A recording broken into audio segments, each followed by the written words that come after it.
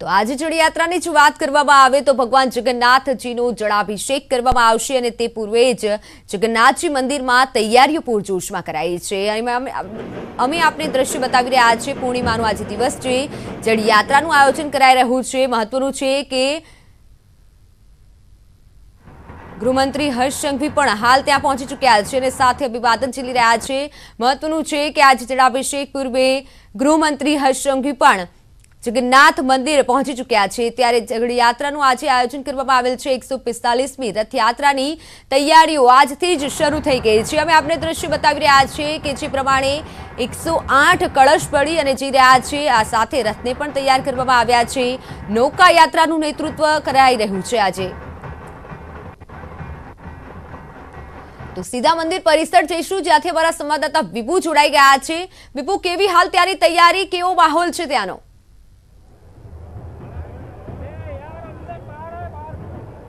ભગવાન જગન્નાથની જળયાત્રાની તૈયારીઓ થઈ ચૂકી છે। આપ જોઈ શકો છો બહારના દ્રશ્યો કે હવે નિજ મંદિરથી જળયાત્રા છે તે નીકળશે, એટલે કે ભગવાનની જળયાત્રાની આગેવાની છે ગજરાજો લેશે અને ગજરાજ છે તે ભગવાન જગન્નાથના જે મહાભિષેક કરવાનો છે તેનું જળ લેવા માટે સાબરમતી નદી કિનારે જશે। એટલે કે અત્યારે આપ જોઈ શકો આ મંદિરનો આખો પરિસર છે અને મંદિરની પરિસર બહાર જ આ ગજરાજ છે તે જોવા મળી રહ્યા છે। ગજરાજો છે તે 108 કળશ લઈ અને હવે થોડી જ મિનિટોમાં મંદિરથી છે જળયાત્રા નીકળશે।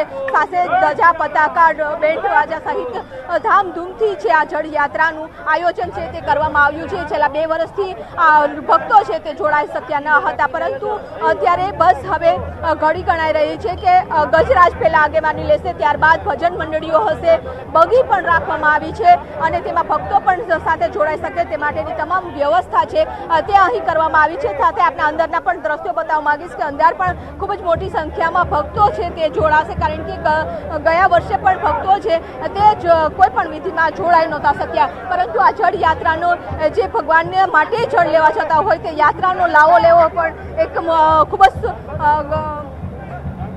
અત્યારે આપ જોઈ શકો સીધા દ્રશ્યો કે ચલો અંદરના પણ આપણે દ્રશ્યો બતાવવા માંગીશ કે જે રીતે ગજરાજો તૈયાર થઈ ગયા છે તે રીતે જ અંદર ભજન મંડળી, કીર્તન તમામ લોકો છે તે તૈયાર થઈ રહ્યા છે અને જળયાત્રામાં જોડાવા માટેની તૈયારીઓ છે તે ચાલી રહી છે। નિજ મંદિરથી નીકળશે અને નિજ મંદિરથી નીકળ્યા બાદ સાબરમતી નદી કિનારે છે તે જળ ગંગા પૂજન કરવામાં આવશે। ગંગા પૂજન થયા બાદ પરત નિજ મંદિર છે તે યાત્રા ફરશે, પરંતુ જે ગંગા પૂજન કરવામાં આવે છે ત્યાં પણ કેન્દ્રીય ગૃહમંત્રી છે હર્ષ સંઘવી તે જોડાશે।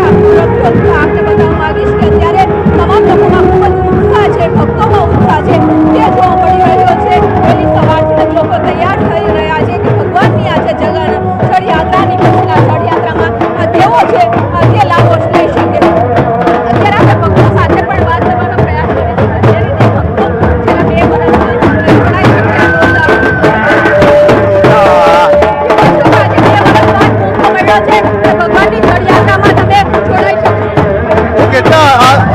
વર્ષથી આવું છું અને મને એટલો બધો ઉમંગ હોય છે કે અમારા શરદકુમાર રણછોડરાય આવે છે એટલે અમને એવો આનંદ થાય છે કે 15 જણા અમે જાત જાતના બધી પ્રસાદગીરી ખવડાવીએ છીએ અને આનંદ કરીએ છીએ અને અમને એટલો ઉમંગ છે થાય છે અમે ભગવાન માટે નાચીએ, કૂદીએ અને આનંદ કરીએ અને 2 વર્ષ પછી અમને લાભ મળ્યો છે આવો, એ ખરેખર અમને બહુ ઉમંગ છે અને એટલો ઉમંગ છે કે ના પૂછો વાત।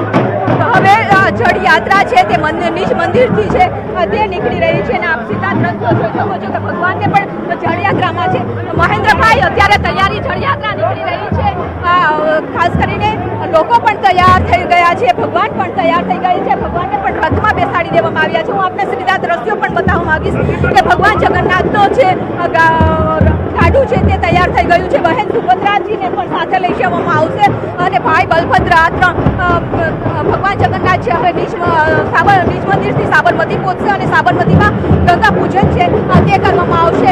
અત્યારે માહોલ છે તે ભક્તિમય માહોલ બની ગયો છે, તમામ લોકો છે તે ભગવાન જગન્નાથના રંગમાં રંગાઈ ગયા છે। ખૂબ જ ઉત્સાહથી કાકા શું કહેશો, 2 વર્ષ પછી તમને આ મોકો મળ્યો છે ભગવાનની જળયાત્રામાં જવાનો? અરે આ 2 વર્ષ પછી જે આનંદ થયો છે ને એ હું દીકરો ને રણછોડ મારો બાપ કોણ કહે છે મારા બાપ, દીકરો કૂદીને વાલો વાલો લાગે, દવડાવે છે પ્રેમ ગણીએ છોડે। આ માહોલ જોઈને આપને ખબર પડી જતી હશે કે કેટલો બધો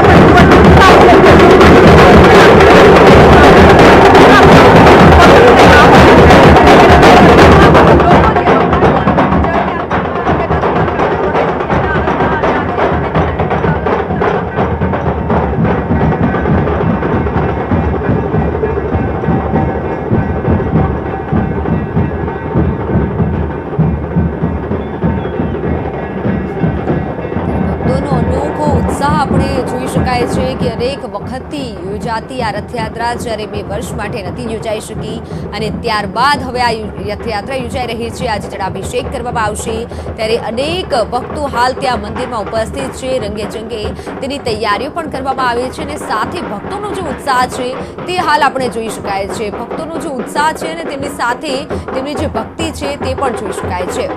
હાલ ઢોલ નગારા સાથે અનેક લોકો ઉપસ્થિત છે. કરતબો પણ કરવામાં આવી રહ્યા છે અને ભગવાન જગન્નાથનો જળાભિષેક આજે કરવામાં આવશે. ત્યારે સોમનાથ ઉદરનારે ગંગા નદીનું પાણી અને સાબરમતી નદીમાં 108 જળાશયો સાથે જળાભિષેક કરવામાં આવશે. પૂર્ણિમાનો આજ દિવસથી જળયાત્રાનું આયોજન કરાયું છે અને ત્યારે અનેક ભક્તો હાલ ત્યાં ઉપસ્થિત છે. સમગ્ર રીતે જોવા જઈએ તો અનેક ભક્તોનો જે ઉત્સાહ છે તે હાલ નજરે પડી રહ્યો છે. મહત્વનું છે રથયાત્રા પહેલા ભગવાન રથની પણ પૂજા થતી હોય છે ત્યારે પૂજા વિધિ માટે પણ તૈયારીઓ થઈ રહી છે. અમે આપને દ્રશ્યો સીધા બતાવી રહ્યા છીએ.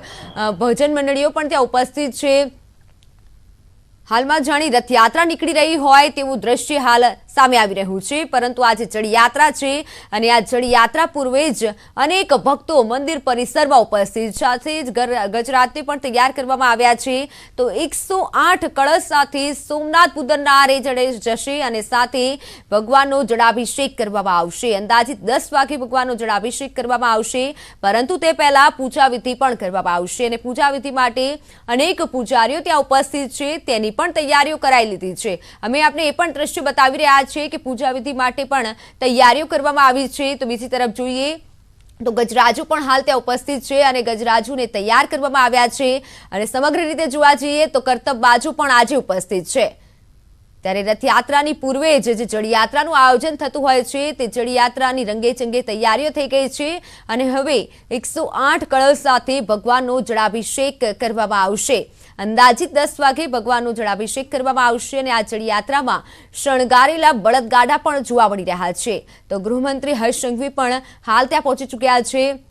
સાથે જ પૂર્વ ગૃહમંત્રી પણ તેમની સાથે ઉપસ્થિત છે. એટલે અનેક લોકો આ રથયાત્રાની પૂર્વે જે થતી જળયાત્રા હોય છે તેમાં લાહો લેવા માટે તે ભગવાનના દર્શન કરવા માટે હાલ ત્યાં ઉપસ્થિત છે. મહત્વનું છે વાતાવરણ આપણે જોઈ શકીએ છીએ કે રથયાત્રા પૂર્વે જે વાતાવરણ સર્જાતું હોય છે એટલે રથયાત્રાની તૈયારીઓ આજથી જ શરૂ કરવામાં આવી હોય તેવું જણાય આવે છે. 145મી રથયાત્રાની તૈયારી કરવામાં આવી છે અને આ તૈયારીના ભાગરૂપે જ સૌપ્રથમ જળયાત્રાથી થતી હોય છે અને આજે જળયાત્રાનું આયોજન કરવામાં આવ્યું છે.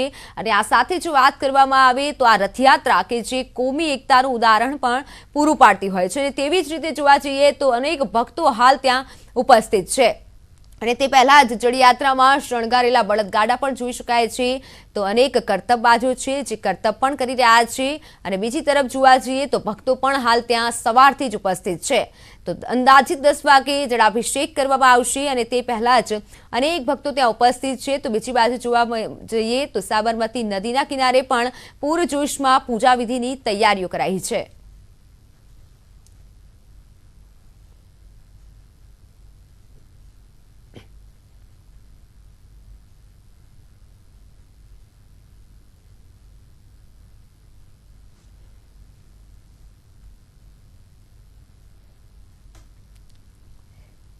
તો આ સાથે નેત્ર સુરક્ષામાં સીધા જઈશું વાત કરવા